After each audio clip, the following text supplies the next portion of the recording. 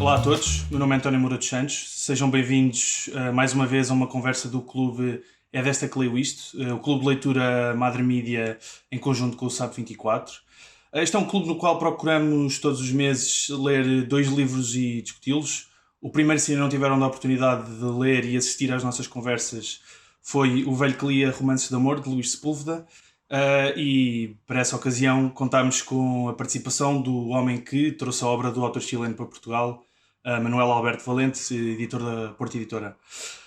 Agora a fechar o mês de maio temos mais uma obra e é das grandes. Vamos debruçar-nos sobre 1984, grande obra do escritor britânico George Orwell, a distopia, no fundo, que passou a servir de pedra de toque para todas as distopias que vieram depois. Para esta segunda edição temos de volta a Elisa Baltazar, a dinamizadora do clube e cofundadora do primeiro capítulo. E para esta nossa conversa temos o prazer de contar com o Filipe Homem Fonseca. Olá, prazer é meu. Obrigado pelo convite. Se não sabem quem é, mas deviam, é um homem de 7 ofícios, argumentista, dramaturgo, escritor, tanto de ficção como de poesia, humorista, músico, realizador, enfim, Podíamos passar aqui a tarde a enumerar o currículo. Alguns conhecê-lo-ão como argumentista de programas como Conversa da Treta, o Herman Enciclopédia, Contra-Informação, o 1986, mais recente o Donos Disto Tudo, A Patrulha da Noite e acabado de até de estrear O Mundo Não Acaba Assim.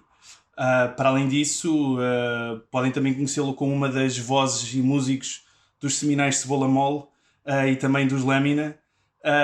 No que toca à sua obra escrita, A Imortal da Graça é o seu mais recente livro, editado no ano passado pela Quetzal Editora. Queria começar esta conversa exatamente pelo teu lado de leitor. Enquanto leitor, qual é que é a tua história com 1984?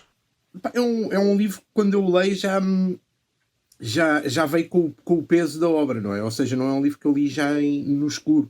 Era um livro, ou foi um livro a primeira vez que eu li, já o terei lido tardiamente, digo tardiamente porque o livro, sendo um livro de 49, tendo eu nascido em 74 e li-o com 20 e tal anos, foi um livro que quando me chegou às mãos já tinha lido outras obras que já tinham ecos do 84.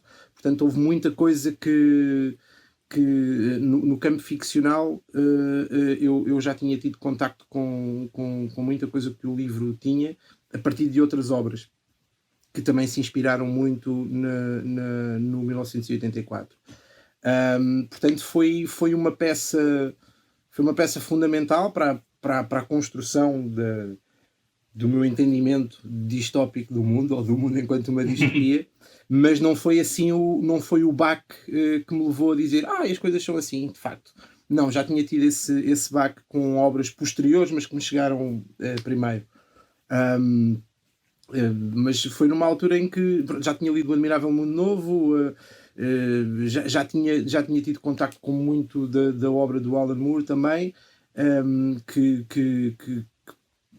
dizer isto é simplista, mas dizer que em muitos aspectos o Alan Moore terá pegado onde Orwell deixou é simplista, mas de certa forma havia muitos conceitos, a nova língua, o panóptico, que eram coisas que eu já conhecia, não que tenham sido formuladas pela primeira vez pelo Orwell, mas que eram muito faladas no meu grupo de amigos, como sendo coisas que eles tiveram esse primeiro contacto a partir de 1984, e eu já tinha tido, porque cheguei tardiamente, o 1984 já tinha tido contacto com esta realidade, digamos, quando o livro me chegou às mãos.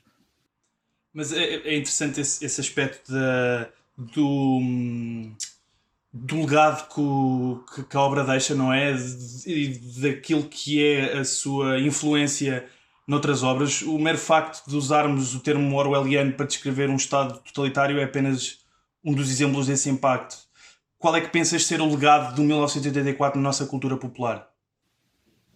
Bom, por razões que terão talvez a ver com a capacidade de escrita, com a verve, com um talento, agora falando meramente, enfim, mas meramente técnico da escrita do Orwell, da sua acessibilidade, e depois algumas circunstâncias de promoção que o livro terá tido na altura em que saiu, que eu não saberei, mas fazendo eco de obras anteriores, como o Nós, por exemplo, do Zamiatin, acho que é assim que se diz o nome do senhor, chegou a muito mais, teve uma abrangência muito maior do que obras anteriores, que versavam exatamente o mesmo tipo de obtenção do poder pelo poder, de domínio absoluto das vontades, polícia do pensamento, o crime do pensamento. E, portanto, foi de alguma forma, talvez por esse lado, por essa capacidade de comunicação que o Orwell tem nos seus livros, teve um impacto muito maior no imaginário coletivo, digamos, do que obras anteriores que versavam exatamente sobre os mesmos assuntos. Daí ter-se criado, me lembrar, por exemplo, outro exemplo que nós temos de um autor que acabou por dar nome a uma determinada característica, uma determinada situação, por exemplo, dantesco, não é? Quando se fala dantesco, vem por causa do Dante Alighieri, e o orwelliano também é uma coisa que também se presta, não é? O orwelliano parece que é uma palavra à espera de acontecer, é um nome que já está a pedir um adjetivo associado. Mas acho que terá a ver com isso, terá a ver com algum depurar da narrativa que não se encontraria em livros anteriores que versavam a mesma temática. Ok. Entrando aqui um bocadinho mais na história, eu estive a ler a tua entrevista ao SAP 24 e reparei que tu referes várias vezes a memória e que falas na volatilidade dessa memória. E é curioso porque no livro também se fala muito na memória e na necessidade de manipulá-la e de apagá-la e de modificá-la. Tu achas qual é o papel que tu achas que a memória tem nas nossas crenças?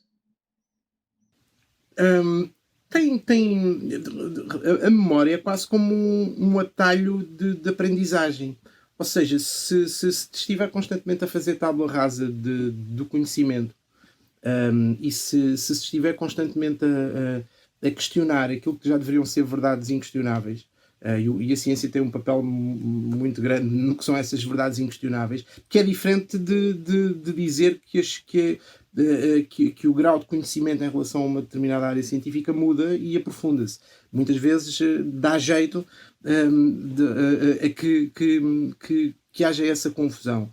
Mas voltando um bocado atrás, onde eu estava a dizer que a memória é quase como um repositório de conhecimento a que nós temos acesso quando nascemos. E à medida que vamos aprendendo, já nos são dadas ferramentas e experiências que não as nossas, com as quais nós podemos aprender muito mais rapidamente do que se tivéssemos de ter uma experiência empírica de acordo com a realidade que nos rodeia. Portanto, se estivermos a dilapidar a memória, estamos a retirar esse armazenar de conhecimento, essa capacidade de raciocínio a priori, e estamos a criar uma proliferação da ignorância, não é?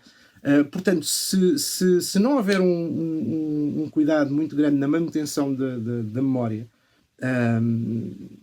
e mais do que uma manutenção é a questão da filtragem.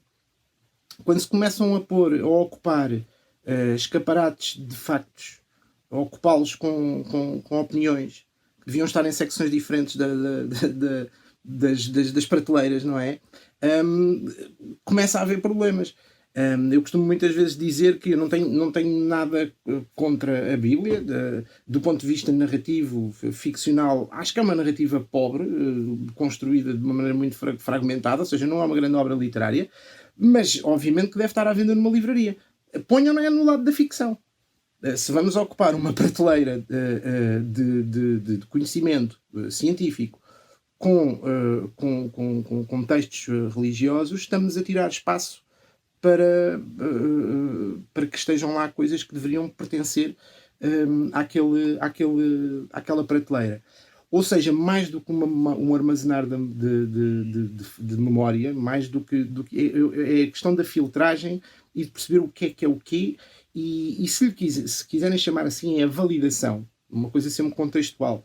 mas uma opinião uma opinião não fundamentada não pode ter o mesmo peso a tratar factos do que um facto a tratar uma realidade. Como o Philip K. Dick dizia, a realidade é uma coisa que não muda quando nós deixamos de acreditar nela. E pegando agora num autor que também é muito caro, que é o Alan Moore, que é a questão da informação, que é uma coisa diferente de conhecimento, mas a questão da informação, que utiliza-se muitas vezes a imagem da água para falar de informação, a ideia de um rio, não é? Que tem um percurso e que se vai estendendo e vamos seguindo esse percurso, esse fluxo de conhecimento. E hoje em dia nós estamos de tal maneira assoberbados por informação que a água é como se a água já fosse vapor. Nós temos-la ao nosso redor, mas é quase intangível, nós não conseguimos mexê-la. É só uma peliculazinha que se vai agarrando assim à superfície e não gruda. Não gruda. Ou seja, o excesso de informação acaba por ser tão mais prejudicial ao conhecimento do que a ausência de informação. E é de facto outra estratégia neste processo de infantilização em curso, é outra estratégia de sonegar informação e conhecimento a nós, às pessoas, que é bombardeá-las lá está, com factos e opiniões sobre opiniões e fontes que não têm peso, não são factuais, factos mascarados de opiniões mascaradas de factos. E de facto é fácil uma pessoa ficar muito assoberbada com tudo isso e não ter a capacidade de raciocínio. Já não me lembro bem de onde é que vinha a pergunta e para onde é que fomos, mas do papel da memória. Sim, acho que tem tudo a ver com isto, que é um dilapidar da memória, porque costumava-se dizer que o conhecimento não ocupa o lugar. Então não ocupa, não é? Só a não ser que seja uma biblioteca infinita, não é? Mas nós não temos essa capacidade, temos muitos teras para guardar aqui no cérebro. Mas mais importante do que a memória, o conhecimento armazenado, será talvez o que é que fazemos com ele. Vamos a um exemplo da cultura popular, vamos ao MacGyver. O MacGyver só precisava de um donut e um clipe para sair de um aperto, não é? Ou seja, ele tinha poucos recursos, mas com esses recursos fazia maravilhas. Portanto, capacidade de raciocínio. O MacGyver tinha uma costela portuguesa, obviamente, porque era um mestre do desenrasca. Portanto, mais importante ou pelo menos ao mesmo nível de importância, é o que é que podemos fazer com esse recurso, que é o recurso do conhecimento. Quando existe uma gestão do conhecimento que é oferecido à partida, ou seja, dessa memória, desse capital já angariado, que depois é colocado à disposição, mas por cima desse vem muita inutilidade, muito lixo, temos fenómenos como a Terra é plana. Que de repente deveria ser uma coisa que já não devíamos perder tempo a discutir isso, não é? Não devíamos perder tempo a discutir isso, mas de repente parece que é uma discussão. E claro que os mídias têm um papel muito importante nessa construção da memória e na maneira como colocam os patamares. Voltamos àquela conversa da Bíblia, estar na parte da ficção ou estar na parte dos factos. Que é quando existem debates televisivos acerca de questões científicas e são convidados cientistas e malta das pedras de energia e das auras e dos... De facto, existe aqui o tal vapor do que o Alan Moore falava, não é? Em que as coisas parecem que estão todas ao mesmo nível e são todas adquirem uma intangibilidade. E depois pior, porque normalmente o conhecimento implica trabalho e esforço e frustração e testes e mais testes e estudar e falhar melhor, como dizia o Beckett. Portanto, tudo isso são processos demorados. E hoje em dia, também em virtude da velocidade com que as coisas se passam, é muito fácil, é mais fácil ler um artigo daqueles que até aparece no início do artigo, artigo que se lê em 15 minutos, não é? 15-minute read. E uma pessoa de repente sabe mais do que alguém que esteve a estudar durante uma vida. Porque as coisas não são bem assim como eles dizem. É tudo muito perverso, a maneira como o conhecimento é gerido e a maneira como a memória é dilapidada em função do agora. Andou-se muito tempo a falar do agora, não é? O agora, temos de viver o agora, E uma das melhores maneiras de viver o agora é trazendo essa bagagem da memória, que é outra coisa que também tem sido muito propagandeada pelo Ministério da Verdade, não é? O Ministério da Verdade de que o Orwell falava no 84, que é a questão do agora, não é? Temos de viver para o momento. Bolas. Para quê, não é? Para quê? É uma coisa muito engraçada. Desculpem se me estou a estender, mas é uma visão. A distopia orwelliana será se calhar uma distopia mais próxima do que são hoje em dia sociedades totalitárias do Oriente, enquanto que se calhar a do Huxley será uma coisa mais próxima do que são as sociedades totalitárias, ou para onde se caminha no Ocidente.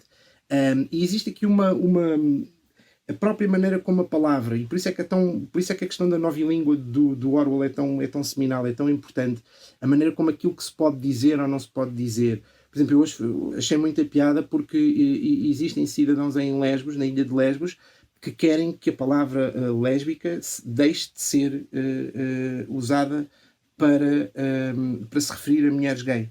Porque eles dizem, não, lésbicos somos nós que vivemos na ilha. Portanto, toda esta questão da nova língua, de repente é uma perversão, porque já está tudo já assim... Mas esta questão da nova língua é muito importante, porque a maneira como a língua nos faz olhar para a realidade. Onde é que eu quero chegar com isto? E aquela coisa de estarmos a falar da bagagem. Vou voltar atrás, isto tem um porquê de eu estar a falar disto. A questão da bagagem. Nós temos sempre aquela ideia de olhar para a frente, como estando a olhar para o futuro, não é? Há que olhar para a frente. Existem culturas, por exemplo, culturas amazónicas, que têm uma lógica completamente diferente, em que o futuro é o que está atrás. Porquê? Porque nós não vemos. Aquilo que nós vemos é o que temos à frente. E aquilo que nós vemos é o passado. Porque é todo aquele caminho percorrido que nós conseguimos perceber. Portanto, essa ideia de que o caminho, que nós estamos a seguir um caminho em frente, rumo ao desconhecido, e que então temos de nos libertar da bagagem, reparem como muda completamente a nossa mundivisão se encararmos a coisa como o que nós vemos é o passado, portanto está sempre ao nosso alcance, são as referências que nós temos, e o desconhecido é o que está nas nossas costas, é o tal futuro. E esta lógica de só o facto de nós utilizarmos de termos desde sempre esta lógica de que o futuro é o que os chutes e pontapés têm essa coisa, não é? O passado foi lá atrás. O passado foi lá atrás. Não foi. Mas só o facto da maneira como a palavra condiciona, estrutura a nossa percepção da realidade e não a própria realidade, lá está, a realidade é uma coisa que existe independentemente da maneira como nós a tentamos postular, faz toda a diferença. Portanto, os mecanismos de distopia, e que o Orwell aqui muito bem caracteriza no 84, acabam por ser os mesmos e o objetivo é sempre o mesmo, é a manutenção do poder. Há as páginas tantas, eu não vou conseguir citar como deve ser, mas às páginas tantas é isso que é falado, que é o objetivo da manutenção do poder é o poder. Não há qualquer outro objetivo no exercício do poder que não seja o próprio exercício do poder. Por exemplo, o Jack London também, no Tacão de Ferro, que é um livro que eu também associo muito sendo uma coisa mais histórica, não é? Mas também tem um lado de ficção científica, porque terá sido um manuscrito que é encontrado no futuro, e ele também fala muito da questão do poder. A palavra poder, uma passagem em que o Jack London diz, tipo, saboreia essa palavra, porque nessa palavra está o próprio, não é, o significado e significante ali estão completos, é o brigadeiro perfeito, não é? É aquele brigadeirozinho de chocolate que sabe exatamente ao que parece que vai saber. Já não me lembro também de onde é que isto vinha, a memória. Pá, sim, eu ponho-me a falar da memória, parece muito a questão... Mesmo recordar, eu recordo mais ou menos essa parte do livro, é mencionado que os regimes totalitários de meados do século XX prometiam coisas, apesar de tudo. Ou seja, a política era usada enquanto noção clássica de política do trabalho para os outros, não é? E aqui, nesta distopia, o poder só serve pura e simplesmente, ou seja, os meios totalitários só servem pura e simplesmente para se perpetuarem, para se manterem. Uma questão, eu li que há várias maneiras de descrever este livro, não é? Pode-se dizer que é uma distopia, pode-se chamar, em certa medida, as distopias também são ficções científicas, não é? Há sempre um lado científico por trás. O próprio George Orwell considerava o 1984 como uma sátira política também. E uma das virtudes da sátira é mesmo que projetemos as coisas ou num passado ou num futuro possível, servem para criticar o tempo presente. O que é que tu pensas que o Orwell disse sobre a sociedade do pós-guerra e o que é que achas que ainda nos pode dizer sobre os tempos atuais? Pegando no pós-guerra, vou fazer já a ligação entre os tempos atuais e se calhar o pós-guerra e o que o Orwell poderá estar a tentar satirizar. Porque a mim estava a ouvir a fazer essa pergunta e estava-me a vir completamente, estava-me a vir logo à memória esta frase que até às vezes até há um refinar. Aquela coisa de que em todas as crises há uma oportunidade. Eu até já ouvi isto de uma maneira mais refinada, que é o caractere chinês para crise é muito semelhante ao caractere chinês para a oportunidade, que eu nem sequer sei que é verdade, mas nem sequer sei se é verdade. Se está na internet é verdade. Pois, está na internet é verdade. Mas acho que essa ideia de que esse paternalismo do nós sabemos o que é melhor para vocês, e por isso é que hoje em dia as coisas são tão perversas, que é se era claro perceber que ao teres um regime que hoje em dia que nos pudesse dizer nós sabemos o que é melhor para vocês e vocês têm de viver de acordo com o bem coletivo, isso depois deu aso a reações. E não é uma coisa que só terá acontecido nos anos 40, é uma coisa cíclica ao longo da história. E de repente vem a necessidade do indivíduo se impor e depois do indivíduo perceber que também, enquanto pessoa única, individual, separada da sociedade, também não consegue sobreviver. Portanto, ter novamente de começar a pensar em questões coletivas, etc, etc, etc. De onde é que qual é a questão que aqui se nota muito no hoje em dia e que o Orwell terá lidado muito com isso também no pós-guerra e muito satirizado aqui no 84? É a questão de nós, enquanto polícias, de nós próprios e daqueles que nos rodeiam. O bufo, não é? A figura do bufo, a figura do delator, a figura daquele que tem uma lista de normas que sabe que têm de ser cumpridas e então está sempre com a desculpa de que está a trabalhar para o bem comum. O Jack London fala muito disso no Tacão de Ferro, que é quem está a fazer o mal está convicto que está a fazer o bem. Aliás, dramaturgicamente esses são os maiores vilões, não é? São aqueles que acham que têm um porquê lícito, legítimo e até nobre para fazer o que fazem. E toda essa questão da polícia do pensamento e do polícia do vizinho é uma coisa que existia muito na altura e que existe muito, muito agora. E a questão da reconstrução num pós-guerra, o que é preciso fazer? Não, nós estamos a fazer isto porque é o que é preciso fazer para reconstruir, para que a sociedade funcione. E hoje em dia onde é que nós vemos muito isso? É até nas redes sociais. Em que tudo funciona por echo chambers, não é? Câmaras de eco, em que nós só queremos, nós estou-me a incluir, ou seja, não me estou a excluir nada destes pecados, miseráveis pecados humanos, mas a coisa de nós queremos sistematicamente validar as nossas opiniões. Com essas coisas das echo chambers, não sei quem é que terá criado o termo, mas parece-me um termo super, super apropriado para o que se está a passar hoje em dia, que é esta constante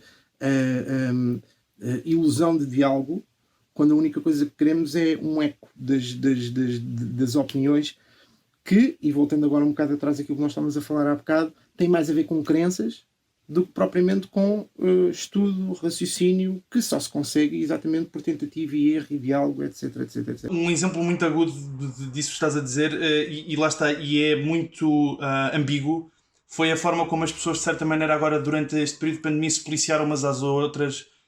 Por exemplo, a gravar na rua alguém que saía à rua, sem saber, por exemplo, se essa pessoa estava a fazê-lo por um motivo válido ou não. Eu lembro-me de ver várias pessoas a fazer posts nas redes sociais, a expor essas pessoas ou a convidá-las ao escrutínio sem sequer saber de facto o que é que elas estavam a fazer. E eu acho que entra um bocadinho nessa lógica da delação que estavas a referir, porque no fundo as pessoas de uma certa medida tanto podem estar a fazê-lo com um intuito nobre como só uma forma de quase que se sentirem validadas, de género, olhem, eu estou em casa, mas eu estou aqui a ver que há pessoas que estão a ir à rua e eu não gosto disso e eu tenho de expor isto perante o resto. Mas repara como uma coisa é perversa, que é, agora estava a ouvir dizer isso e é um excelente exemplo, e estava-me a lembrar deste livro, que também tem muito a ver com este livro, que é o Desobedecer. Em que às páginas tantas, o que é dito aqui é a lógica o desobedecer. É preciso ter uma razão para desobedecer. E outro, eu tenho aqui as minhas tenho aqui muita coisa, e também a desobediência civil, que é a lógica do desobedecer. É uma ciência.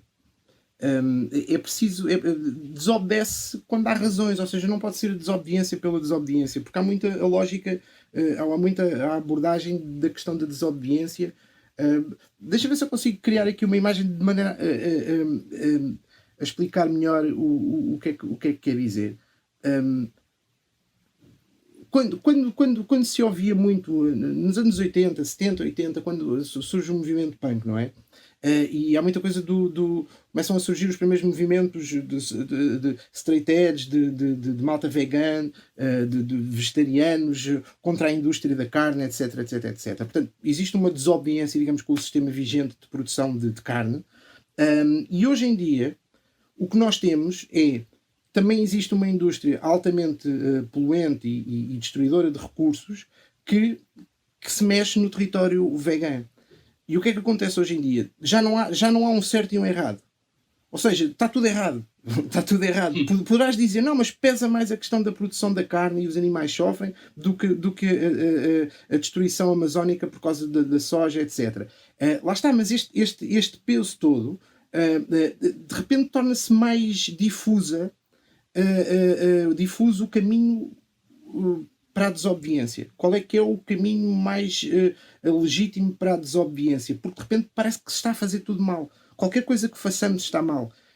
O gravar a pessoa que está na rua ou denunciar a pessoa que não está a cumprir as suas o que deveria ser o dever de confinamento, na altura em que havia o dever de confinamento. Estamos no dever de confinamento ainda, mas de repente ouviu-se a palavra desconfinamento e tudo para a rua.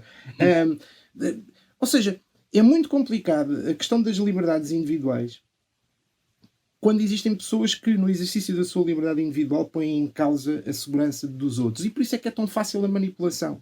Por isso é que é tão fácil utilizar a questão. Por isso é que é tão fácil a existência de uma deriva securitária. Porque, estou-me a lembrar agora de outra frase do Tacão de Ferro, que é uma das fraquezas da mente humana é o desejo de estar associado ao pensamento. Se eu olho para o mesmo facto e para o mesmo discurso, se ainda por cima o discurso político é dúbio QB, para permitir uma interpretação de acordo com as nossas vontades, do que são os nossos desejos, eu posso perfeitamente interpretar não, agora é porreiro sair à rua sem problema nenhum. Ou posso dizer, não, mas escuta, mas estão a dizer para sair com máscara. Mas eu saí com máscara, certo, mas tu saíste com máscara no queixo, e pelo queixo o Covid no corona não entra. E depois tu dizes, e com razão, é errado estar a fazer esse papel de bufo, mas depois dizes assim, se calhar ele ao fazer aquele papel de bufo, quantas pessoas é que salvou? Isto é tudo, sabes, é tudo... É muito esquisito, porque de facto não deveria haver como é que se faz isto? Como é que nós como é que nós nos policiamos a nós próprios? Só a palavra policiar já... Uma palavra que dá alergias. Já dá urticária. Mas nós somos crianças. Nós somos crianças e alguém tem de tomar conta de nós. Convém que sejamos nós próprios. Não é? Mas, olha, aquilo que eu estava aqui a dizer da defesa da desobediência civil, do Thoreau, deixa-me só ler aqui uma passagem que é...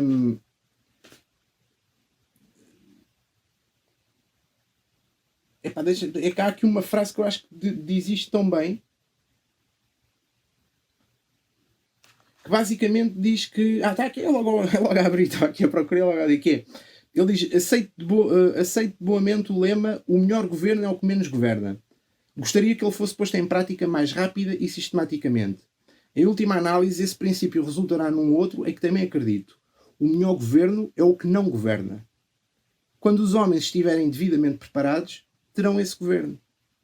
Isto é uma utopia, não é? É para um governo que não governa, porque as pessoas sabem-se governar. Malta sabe-se governar, não sabe. É errado ter um sistema paternalista que nos condiciona para fazer aquilo que deve ser feito? Não. Até porque aquilo que deve ser feito deve ser feito para quem? Para melhorar a vida de quem? É de uma relatividade. O que é que eu quero com esta conversa toda? É que era bom, apesar disto ser uma distopia perfeitamente terrível, mas era bom que fosse tudo tão simples, tão preto e branco, não é? Como é aqui no 84. O simples facto, eu adoro esta edição da Penguin, em que o nome aparece censurado, não é? Hoje em dia isto já não existe. A censura já não é feita com estas faixas. É feita com pixels, por exemplo, que é uma coisa bem mais árvore de Natal colorida, infantiloide, não é? Do que era simplesmente este tipo de rasura. Hoje em dia temos o deepfake. É possível pôr pessoas que não as próprias a dizer coisas que nunca diriam, com a voz, com o rosto. O Grant Morrison, no início deste ano, deu uma entrevista muito engraçada, em que ele dizia que estávamos a viver o apocalipse. Ele gosta muito sempre de meter questões místicas na abordagem que faz da realidade. E eu acho piada pelo folclore da coisa. Mas ele dizia que era um apocalipse em câmara lenta, que de facto é o que nós estamos a assistir, não é? Que é a degradação da parede entre a verdade e a mentira, entre o que é real e o que não é real, ficar cada vez mais esbatida e não termos de facto a capacidade, o discernimento, não haver uma distinção entre o que é real e o que é que deixa de ser real, na nossa percepção, porque obviamente a realidade continua a ser uma coisa que existe, independentemente de nós acreditarmos nela ou não. Mas a facilidade de acesso e a maneira como são atirados para a mesa opiniões e mundivisões, às vezes até contraditórias. Eu já me contradisse aqui várias vezes nas coisas que estou a dizer, de certeza. Quanto mais não seja porque isto é uma conversa que tem aqui um espaço finito e não é uma coisa que nós vamos ficar aqui noite fora e que voltávamos atrás e que repensávamos e que dizíamos de outra maneira. Lá está o papel da palavra na maneira como as nossas mundivisões são construídas e como a maneira como são expressas. Tudo isto é tudo muito mais rápido do que era há uns tempos. E voltando ao Grant Morrison, ele fala que esse esbater da realidade, da parede entre realidade e ficção, começou a acontecer no atentado às Twin Towers. Eu lembro-me daquela coisa onde é que estavas no 25 de Abril, eu lembro-me onde é que estava no 11 de Setembro e eu lembro-me de ver aquilo na televisão e automaticamente pensar: que filme é este? Isto é um trailer de que filme? E à medida que ia percebendo que aquilo era uma coisa que estava a acontecer em direto, de facto há aqui um entrecruzar de real e de ficção que parece que houve ali uma quebra e que a ficção nos entrou. E nós agora estamos a viver isso novamente com a pandemia, em que isto parece coisa de filme de ficção científica, é uma realidade global. Voltando ao Alan Moore, não é? Aquela ideia de que uma ameaça que afeta toda a gente pela mesma medida, que não é verdade, esta ameaça não afeta toda a gente, estamos todos no mesmo barco, o caraças é que estamos todos no mesmo barco, mas a ideia de que há uma ameaça global e que vamos todos unir-nos para combater um inimigo comum é ela própria também muito romântica, não é?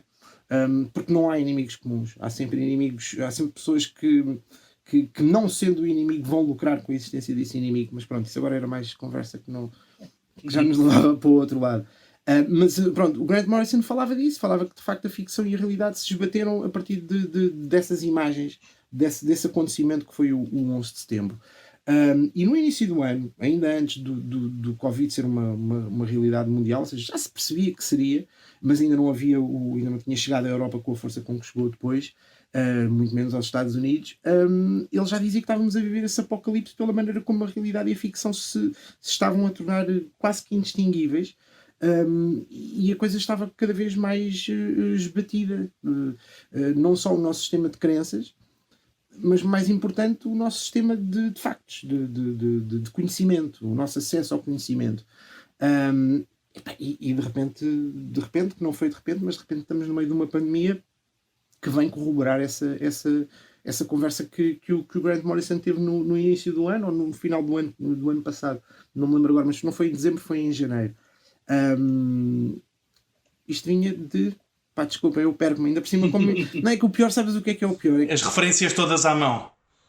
Epá, é que sim, é que ainda por cima tenho aqui muitas coisas, estás a ver, que do facto de estar em casa Mas o melhor se calhar é guardarmos. Temos muitas mais perguntas para te fazer para a semana, mas já lá vamos. E ainda te queremos colocar mais uma. Se quiseres, Elisa.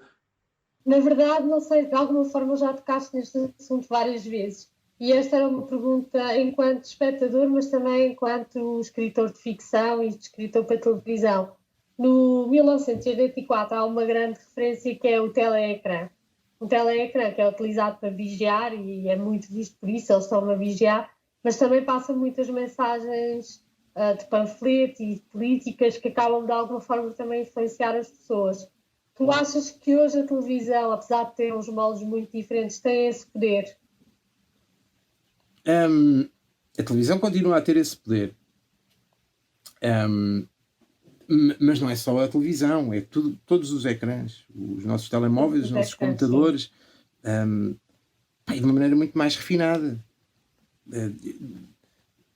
Entramos aqui naquela coisa, esta é a teoria da conspiração. Não, isto são... Quantos de nós... Pergunto-vos a vocês. Bom, esta é factual, que é uma pessoa manda um mail em que utiliza a palavra teatro e de repente aparecem sugestões de peças. Os cookies no computador. Essa é factual e é conhecida, não há segredo absolutamente nenhum, não há aqui nada.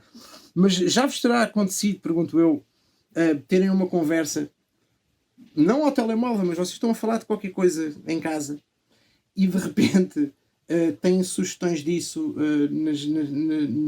já vos aconteceu, não já? Os anúncios do Instagram, por exemplo, ou do Facebook, é daquelas coisas que a experiência é uma coisa tão alienígena, não é? Que quando uma pessoa conta às outras acha que está maluca. Mas repara, mas depois essa verdade, e por isso é que é muito perverso aquilo que eu estava a dizer há bocado, que é, depois essa verdade vem ao de cima e começas a perceber que a Google escuta as pessoas, ou seja, existem coisas que são à partida caracterizadas como teorias da conspiração que depois se vê que são completamente factuais. O que é que isto traz de perverso? É que depois existem coisas que são de tal maneira não têm nexo absolutamente nenhum, mas que são todas atiradas para o mesmo saco e perante um escrutínio zero é fácil dizer não, mas se isto é verdade, então se calhar a Terra também é plana. Ou as torres 5G ou as vacinas. A questão das vacinas, o negacionismo da vacina, do que é uma vacina, quer dizer, como é que tu consegues sequer dialogar com alguém que diz assim não, se não há sarampo, para que é preciso vacina do sarampo? Só o simples facto de teres de dizer não há sarampo porque as pessoas se vacinaram contra o sarampo. Só o simples facto de tu teres de explicar isto, voltamos ao início da nossa conversa há pouco, que é a memória dilapidou-se. Isto já não devia ser base para uma conversa. Nós já devíamos estar a começar a nossa conversa no 17º andar. E de repente obrigam-nos a descer as escadas, a ir ao primeiro andar e a estar a conversar e a subir 17 andares, a ter conversas que não vale a pena ter, porque já devia ser saber adquirido. Facto, não... Como é que se pode evoluir a partir daqui, não é? Se estamos constantemente a fazer tábua rasa, a dilapidar a memória, não há grande espaço para progressão. Porque estamos a pôr verdades que deveriam ser... Não são verdades, são realidades, não é? Inabaláveis de coisas mais que provadas empiricamente, historicamente, e que de repente temos de estar a discuti-las outra vez. Que a Terra é redonda ou plana. Bem, isto foi um pequeno gostinho daquilo que vai ser discutido com mais detalhe e com mais tempo também, e podemos, com mais pessoas também, que podemos poder abordar com um bocadinho mais de profundidade. O nosso... Quero desde já agradecer ao Filipe pelo tempo que despendeu para estar connosco, e à Elisa também. O nosso segundo encontro vai se realizar então dia 28 de maio às 6h30. Podem encontrar o formulário de inscrição para participar na nossa conversa no site do SAP 24, e também podem inscrever-se no nosso grupo de Facebook. Portanto, até lá aguardamos. Mais uma vez quero agradecer aos dois por terem terem participado, e ficamos por aqui.